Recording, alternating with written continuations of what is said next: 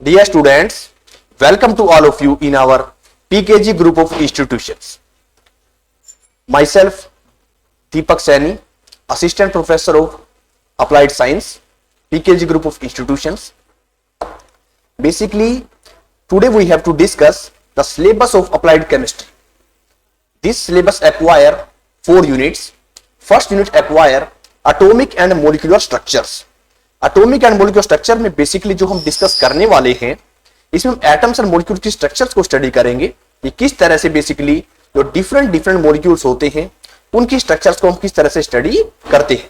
Spectroscopy एक ऐसी branch होती है साइंस की जिसमें बेसिकली हम इंटरेक्शन को स्टडी करते हैं इलेक्ट्रोमैग्नेटिक रेडिएशन विद मैटर, कि जो इलेक्ट्रोमैग्नेटिक रेडिएशन होती है मैटर से किस तरह से बेसिकली वो रिएक्शन करती है। और इलेक्ट्रोमैग्नेटिक रेडिएशन क्या होती है? बेसिकली ऐसी रेडिएशन जो इलेक्ट्रिक फील्ड और मैग्नेटिक फील्ड दोनों से मिलकर बनी होती हैं और वो ड्यूअल नेचर को शो करती हैं। ड्यूअल नेचर मींस होता है particle nature as well as wave nature. Okay students, and unit second में बेसिकली जो हम डिस्कस करने वाले हैं वो हम डिस्कस करेंगे spectroscopic techniques and it's applications. कि डिफरेंट टाइप्स की जो स्पेक्ट्रोस्कोपिक टेक्निक्स होती हैं, लाइक इलेक्ट्रॉनिक स्पेक्ट्रोस्कोपी, एनएमआर के बारे में बात करेंगे। एनएमआर मींस होता है students nuclear magnetic resonance, UV spectroscopy, visible spectroscopy and Mossbauer spectroscopy. Spectroscopy ऐसी टेक्निक्स होती हैं जिसका हम यूज करते हैं किसके लिए? किसी भी ऑब्जेक्ट की इंटरनल स्ट्रक्चर को स्टडी करने के लिए हम इसका स्टडी करते हैं, या किसी मॉलिक्यूल की शेप को बताना है, उसकी ट्रांजिशंस को बताना है, तो हम इसमें उसको स्टडी कर सकते हैं। ठीक है, इसमें अल्ट्रावायलेट स्पेक्ट्रोस्कोपी के बारे में बात करेंगे, विजिबल स्पेक्ट्रोस्कोपी के बारे में बात करेंगे। ठीक है, the phenomena of interactions of molecules with UV and visible light, किस तरह से बैंड्स की फॉर्मेशन होती है, बैंड्स किस तरह से बनते हैं, कैसे लोअर एनर्जी बैंड्स बनते हैं और हायर एनर्जी बैंड्स बनते हैं। इन बैंड्स के अंदर से ही क्या होता है स्टूडेंट्स? इलेक्ट्रॉन का ट्रांजिशन होता है, और इलेक्ट्रॉन का ट्रांजिशन होने के लिए एनर्जी की रिक्वायरमेंट होती है। जैसे ही इलेक्ट्रोमैग्नेटिक रेडिएशंस किसी भी सब्सटेंस या किसी भी ऑब्जेक्ट पे फॉल होती है तो उसके जो इलेक्ट्रॉन्स होते हैं जो कि हायर एनर्जी ऑर्बिटल्स में अवेलेबल है, वो क्या करते हैं? एनर्जी को एब्जॉर्ब करते हैं, और एनर्जी एब्जॉर्ब करने के बाद वो एक्साइट हो जाते हैं from lower oxidation state to higher oxidation state. इस तरह से वहां पे ट्रांजिशन हमें देखने को मिलती है, और उससे जो वहां पे जो पैटर्न बन जाता है उस पैटर्न को हम रिकॉर्डर की हेल्प से क्या कर लेते हैं स्टूडेंट्स? रिकॉर्ड कर लेते हैं। ठीक है, absorption of photon result in electronic transition of molecules. सिर्फ इलेक्ट्रॉन ही इसके लिए रिस्पॉन्सिबल नहीं होते, प्रोटॉन भी इसके लिए रिस्पॉन्सिबल होते हैं from lower energy state to higher energy states by the absorption of energy. Unit 3 में जो हम डिस्कस करेंगे वो हम डिस्कस करेंगे chemical equilibrium and periodicity in properties. Chemical equilibria एक ऐसी स्टेज होती है जहां पर बेसिकली हम स्टडी करते हैं कि जो रेट ऑफ फॉरवर्ड रिएक्शन है रेट ऑफ बैकवर्ड रिएक्शंस के बराबर हो जाती है। केमिकल इक्विलिब्रियम का मतलब है कि जो हमारे पास रिएक्शंस हो रही हैं ना तो कंप्लीट फॉरवर्ड जा रही है और ना ही कंप्लीट बैकवर्ड जा रही है। दैट मींस रिएक्शन की जो डायरेक्शन अवेलेबल है 50% फॉरवर्ड साइड है, दैट मींस प्रोडक्ट की साइड है, और 50% हमारे पास रिएक्टेंट की साइड है।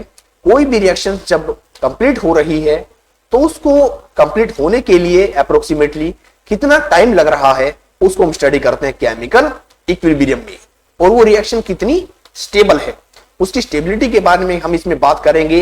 रेट कांस्टेंट्स को यहां से हम कैलकुलेट करेंगे। फ्री एनर्जी लेवल डायग्राम्स इसमें हम स्टडी कर देंगे। ठीक है स्टूडेंट्स, तो उन एनर्जी लेवल डायग्राम से हम बात करेंगे तो हमें काफी अच्छे से क्लियर हो जाएगा कि कोई भी रिएक्शन है वो इक्विलिब्रियम में कब होती है। इक्विलिब्रियम एक ऐसी स्टेज है जहां पर rate of forward reactions become equal हो जाती है रेट ऑफ बैकवर्ड रिएक्शंस की। और इसके जो सेकंड पार्ट में जो हम स्टडी करेंगे यूनिट 3 का जो सेकंड पार्ट है periodic properties of the elements. Periodic properties में बेसिकली हम बात करने वाले हैं पीरियोडिक टेबल के बारे में।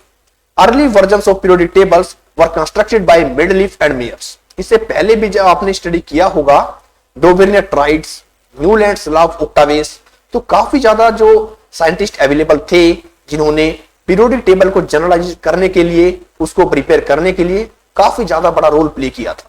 ठीक है स्टूडेंट्स, तो तो पीरियोडिसिटी प्रॉपर्टीज दैट मीन्स होता है कि ऐसी प्रॉपर्टीज जो कि एक रेगुलर इंटरवल ऑफ टाइम के बाद क्या होती है, रिपीट होती है।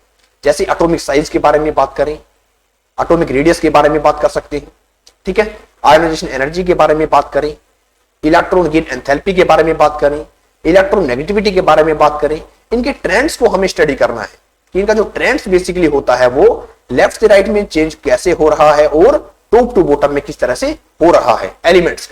और आप सभी जानते भी होंगे आज की जो पीरियोडिक टेबल हमारे पास अवेलेबल है उसके अंदर 118 एलिमेंट्स अवेलेबल है।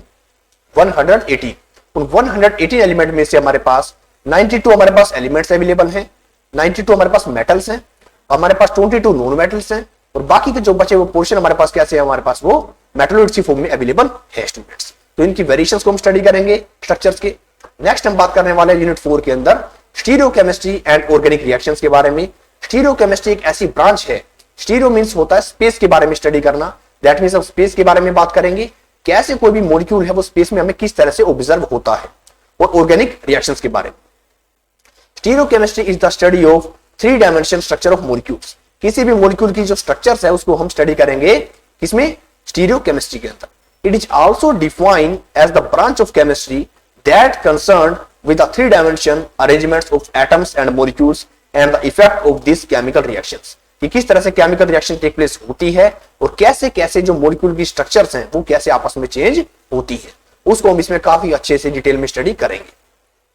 नेक्स्ट हम बात करने वाले हैं कि मॉलिक्यूल्स को एक 3D वे में हमें स्टडी करना है, ठीक है, and 2 different compounds which have same molecular formula are called isomers and this phenomena is called isomerisms। जितने भी हमारे पास स्टीरियोग्राफिक कंपाउंड्स होते हैं मैक्सिमम आइसोमेरिज्म का फिनोमिना शो करते हैं। और लास्ट में हम बात करेंगे यूनिट 4 में ऑर्गेनिक रिएक्शंस एंड मैकेनिज्म्स के बारे में कि जो ऑर्गेनिक रिएक्शंस होती हैं कैसे टेक प्लेस होती हैं और किस तरह से ऑर्गेनिक रिएक्शंस कैरिड आउट होते हैं, उनके मैकेनिज्म्स को काफी अच्छे से हमें डिटेल में स्टडी करना है।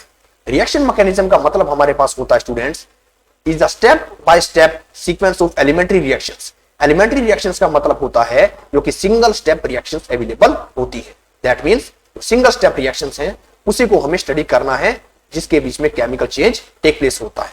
Chemical reactions are of different types like elimination reactions, addition reactions, substitution reactions, pericyclic reactions, rearrangement reactions and redox reactions.